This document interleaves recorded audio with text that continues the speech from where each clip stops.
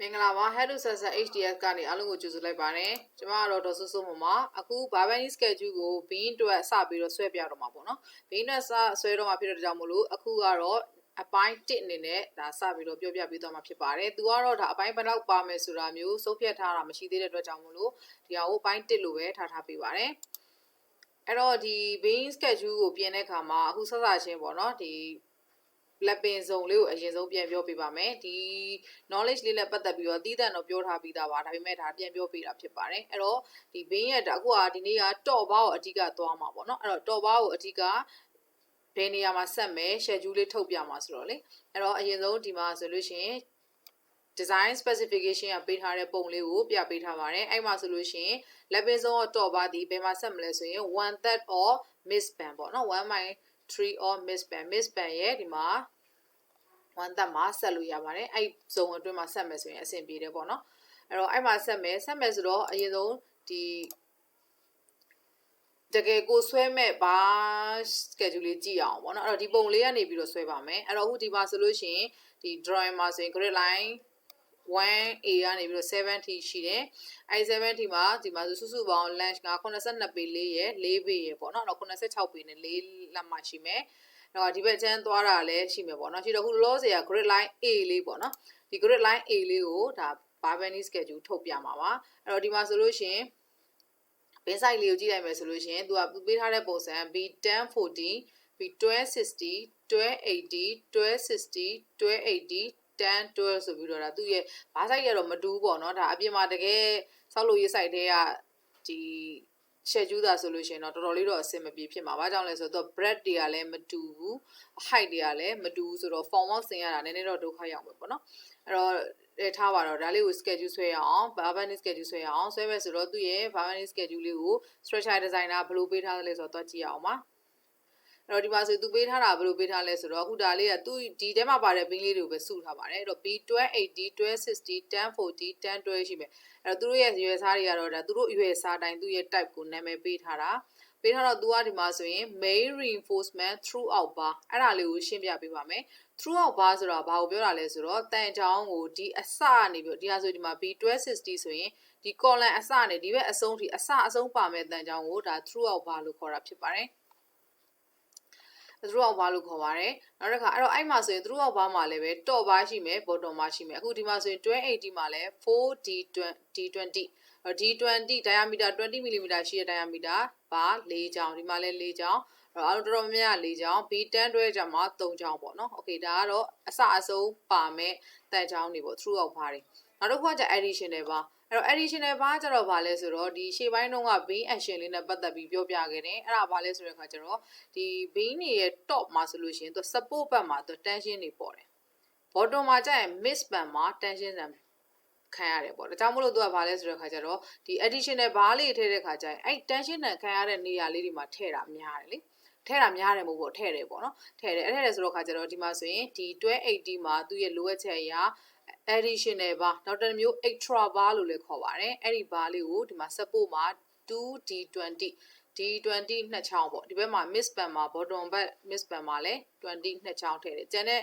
ဒီဘင်းတွေမှာတော့မပါဘူးပေါ့နော်โอเคဒါကတော့ဗာလဲဆိုတဲ့အခါကျတော့ဒီအဓိကပေါ့နော်main reinforcement အနေကိုပဲအဓိကကြည့်လိုက်တာအဲ့တော့ဒီနေ့ဆွဲပြမှာလည်း main reinforcement ကိုပဲ Barbani schedule ဆွဲပြမှာဖြစ်တဲ့ကြောင့်မလို့ဒီဘက်က starter နဲ့ torsion steel ကိုနောက်ဒီ schedule ဆွဲတဲ့အခါကျမှနောက် lesson တွေကျမှပဲရှင်းပြမယ်ပေါ့နော်โอเคအဲ့တော့အခါကျတော့ဆက်သွားမယ်ဆိုရင်အဲ့တော့တရားကမှာလဲဆိုတော့သူ supply line နေစကြည့်တော့မှာကိုကဒီ Barbani schedule လည်းကြည့်ပြီးသွားပြီဘယ်နေရာမှာဆက်မယ်ဆိုတာလည်းသိသွားပြီတော့ top bar စဆွဲတော့မှာဆိုတော့လေ top bar ဒီ miss band တတိယပြင် 1/3 or miss band မှာဆက်မယ်နောက်တစ်ခါဒီ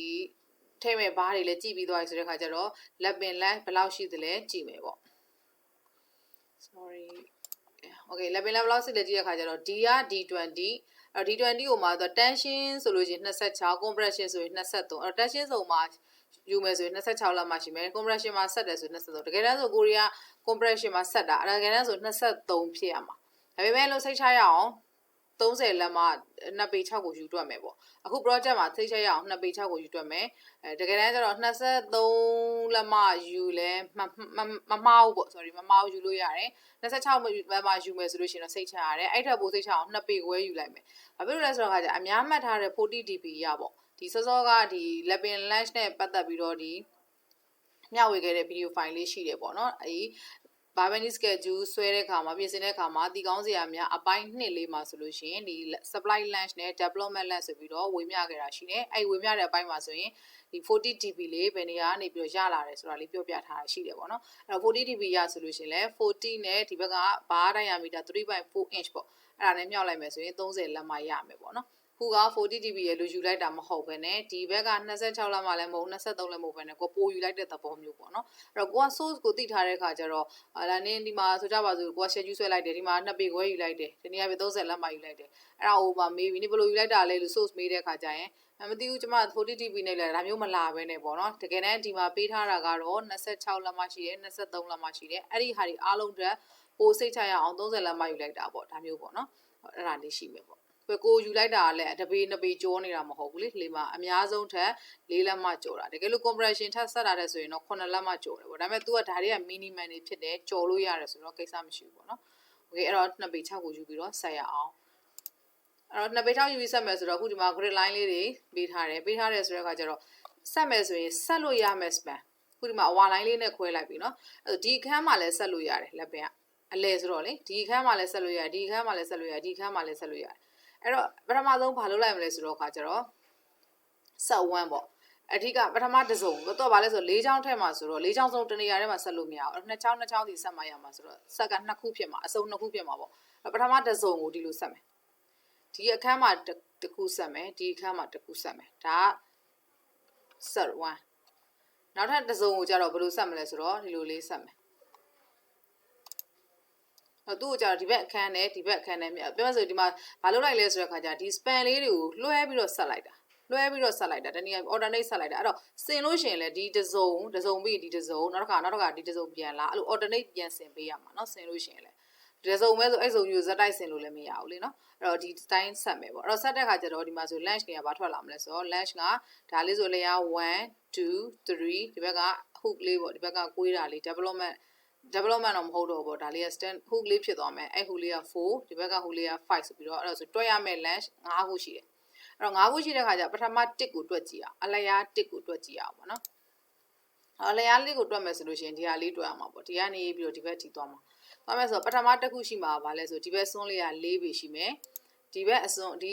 ီအခန်းကြီးက15ပေရှိမယ်သူကတဝက်ယူလိုက်တာအဲ့မှာဟိုနေ့ကအကြောင်းသူလေးတယောက်ကမေးတယ်သူပေါ့နော်1/3 of miss span မှာဆက်လို့ရလားဆိုတော့ဆက်လို့ရတယ်တော့မရဘူးမဟုတ်ဘူး1/3 of miss span ဇုံနဲ့ဝင်ပြီးတော့ရတယ်ဒါပေမဲ့အလျားယူတဲ့ခါကျရင်ခတ်မှဆိုလို့သာဆရာမအလဲတက်ကိုယူပြီးတော့ပြလိုက်တာအခုတော့ဒါအလဲတက်ကိုယူပြထားတာဆိုတော့ဘယ်လောက်ရှိမှလဲဆိုတော့19ပေရဲ့တဝက်9ပေ6ရှိမှာပေါ့အဲ့ဆိုဒီအလျား3ခုရှိမယ်ပြီးဟိုဘက်ကစောစောလေးကပြောပြခဲ့တယ်လေလက်ပင် lunch က2ပေခွဲယူမှာအဲ့2ပေခွဲယူမှာဆိုတော့ဒါတဝက်လက်ပင်ရဲ့တဝက်ပဲထွက်မှာဆိုတော့ဒါလေးကိုဘယ်လောက်ယူလိုက်မလဲဆိုတော့1ပေ3လို့ပဲယူလိုက်မယ်လက်ပင် lunch by 2ပေါ့နော်အဲ့ဒါယူမယ်ယူမယ်ဆိုတဲ့ခါကျတော့အဲ့မှာသူ့ရဲ့ဒီနောက်ဆုံး total lunch ကိုတွက်ရတော့မှာလေဒီ lunch 1ကိုလိုချင်တာဆိုတော့သူ့ကိုတွက်လိုက်မယ်ဆိုလို့ရှိရင်ဒီဘက်ကဘာလဲဆိုတန်ချောင်းလေးကဒီမှာဒီနေရာလေးကလေတကယ်တော့ဒီဘက်ထိပ်မှာဟိုဘက်အစွန်4ပေအစီကအဆုံးထိသွားထားတာဟုတ်4ပေအစုံထိသွားတာဖြစ်တဲ့ကြောင့်မို့လို့အကုန်လုံးယူလိုက်လို့မရဘူးနှုတ်ရအောင်ပါဒါကြောင့်မို့လို့ဘယ်လိုလေးတွက်မလဲဆိုတော့ပထမ4ပေပေါင်းမယ်15ပေ8ပေါင်းမယ်ပြီး19ပေရဲ့တဝက်9ပေ6ပေါင်းမယ်1ပေ3ပေါင်းမယ်ဒါအကုန်ပေါင်းထုံးမဲ့ဟာတွေပြီးတော့ဒီဘက်ချမ်းကာဗာလေးနှုတ်တော့မယ် clear cover 1.5 inch နှုတ်မယ်ဒါစိတ်ချရအောင်နှုတ်တာဖြစ်ပါတယ်ပြီးလို့ရှိရင်ဘာလို့လဲဆိုဒီဘက်မှာလက်ပင်ပိုယူထားတာဆိုတကယ်လို့ဒီဘက်ကနှုတ်တာများသွားရင်တော့မှဒီဘက်ကလက်ပင်ပိုယူထားတော့တော်ပဲလေနော်1.5 inch ရှိမယ်ဟာဒီဘက်ကအစွန်ဆုံးဘင်းရဲ့ဘားတွေကိုစုစုပေါင်းတစ်လက်မှပေါ့နော် starret တွေရော main bar တွေရောကုန်ပေါင်းတစ်လက်မှလို့ယူဆလိုက်ပြီးတော့သူတို့ရဲ့တန်ချောင်းစာတွေလည်းနှုတ်ရမယ်ပြီးလို့ရှိရင်အဲ့တန်ချောင်းသူတို့တန်ချောင်းလာပြီးလေဟိုဘက်ကဒီဘက်ကလာတဲ့တန်ချောင်းကဒီဘက်ကလာတဲ့တန်ချောင်းတိုက်လို့မရဘူးလေတိုက်လို့မရတော့အဲ့ spacing လေးချန်တယ်တစ်လက်မှချန်တယ်လို့ယူဆလိုက်တဲ့ခါကျတော့အကုန်လုံးရှင်းလိုက်လို့ရှိရင်ဘယ်လောက်ရမလဲဆိုတော့30ပေနဲ့တစ်လက်မှခွဲရမယ်အဲ့30ပေနဲ့တစ်လက်မှခွဲကိုဘယ်လိုယူလိုက်မလဲဆိုတော့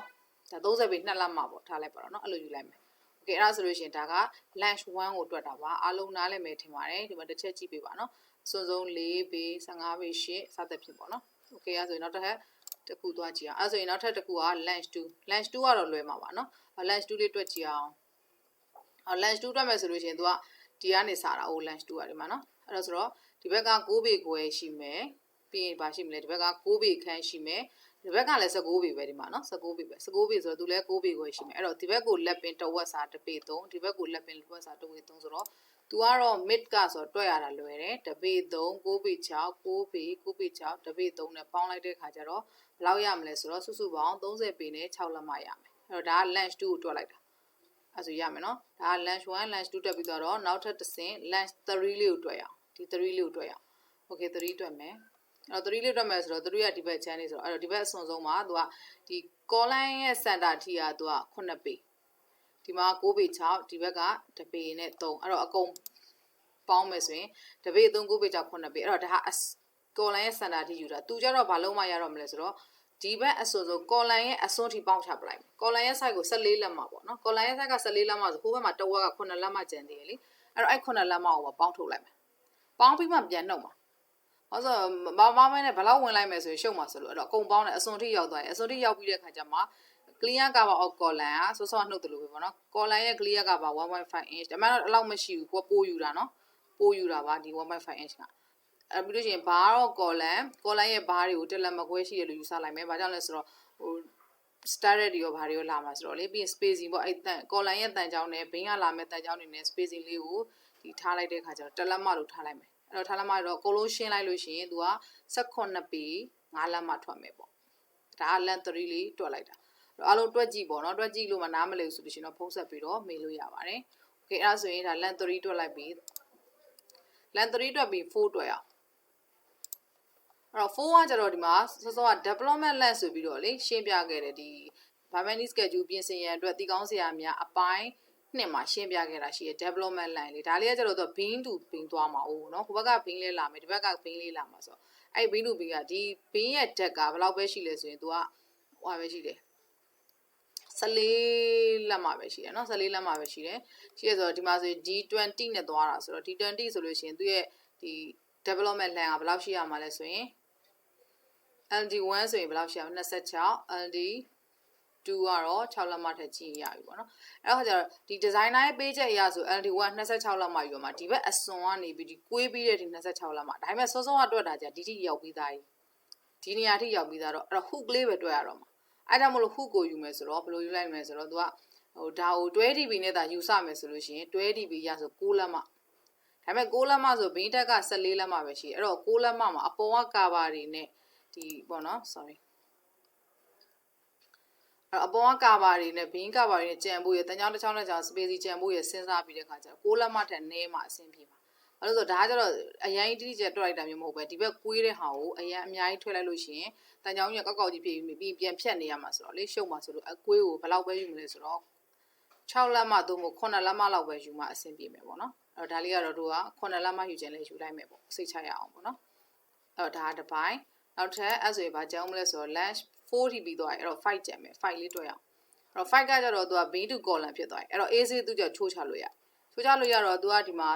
designer ရဲ့ page ရဆိုရင် D20 ဆိုရင်သူက FY ဒီ LD1 ဒီအပေါ်ကလာမယ်တော့ပါလေးကဘယ်လောက်ရှိရမှာဆို26လက်မှရှိရမှာဒါပေမဲ့သူပေးတဲ့ development line ကဒီ column အစနေစားဒါပေမဲ့တို့ကဒီထိတွက်ပြီးသားတွက်ပြီးသားဆိုအကွေးလေးပဲတွက်ရမှာအဲ့တော့အကွေးလေးကိုဘယ်လိုတွက်မလဲဆိုတော့ဒီအစအဆုံးဒီဘင်းကြီးက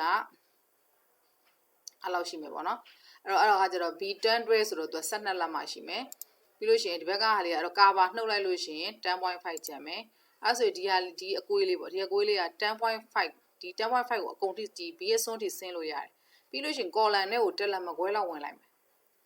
တက်လက်မကွဲဝင်လိုက်တယ်ပေါ့နော်အဲ့တက်လက်မကွဲဝင်လိုက်တာဆိုလိုချင်တာကွာဒီဘင်းထက်ကိုဒီ column ရဲ့တဲကိုသူကတက်လက်မကွဲဝင်ဆိုင်လိုက်တာအဲ့ဒါမျိုးဝင်ဆိုင်လိုက်တဲ့ကြောင့်မို့သူလည်းတပေပဲပြန်ရမှာပေါ့နော်တပေပဲယူလိုက်တော့မှာပေါ့အဲ့ဆိုဒါက1 2 3 4